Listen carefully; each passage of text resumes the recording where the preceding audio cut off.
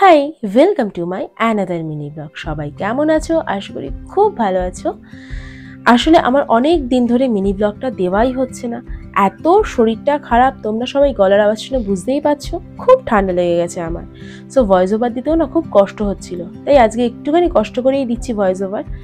So আজকে চলে গিয়েছিলাম সকাল সকাল চাকলা ধামে লোকনাথ বাবাকে দর্শন করতে। আর জানো তো, সেদিন কিন্তু আমরা দুজন একা যাইনি, সাথে আমার দিদিও গেছিল, মাও গেছিল, সাথে আরো কয়েকজন ছিল। সো দেখো, ঢুকেই আমাদের সাথে দেখা হয়ে গেল দিদির। দিদি একদম দৌড়ে দৌড়ে এসছে আমাদের সাথে দেখা করতে। আর সো গিয়েই আমরা প্রথমেই বাবাকে পুজো দিয়ে দিলাম, মন ভরে বাবাকে সুন্দর করে দর্শন করে নিলাম, সাথে চলে এলাম ভোগ প্রসাদ গ্রহণ করতে।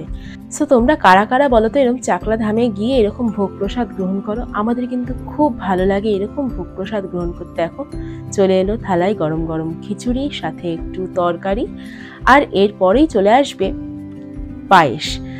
সো আমরা খাওয়া দাওয়া করে বেশ কিছুক্ষণ আড্ডা দিচ্ছিলাম। আর দেখো, আমার দিদির ছেলেটাকে দেখেছো? উনি ওখানে অত খেলনার দোকান দেখে আর অত খেলনা দেখে বেজায় খুশি হয়ে গিয়েছিল। দেন ওনাকে কিছু খেলনা কিনে দেওয়া হলো, তারপরে আমরা চলে এলাম আখের রস খেতে। দেন আমরা অনেকক্ষণ ধরে আড্ডা আড্ডা মেরে অনেক গল্পগুজব করে চলে এলাম বাড়ি ফেরার উদ্দেশ্যে। আজকের মতন এখানেই আসি, টাটা। দেখা হবে পরের মিনি ব্লগে। সবাই সুস্থ থেকো, ভালো থেকো।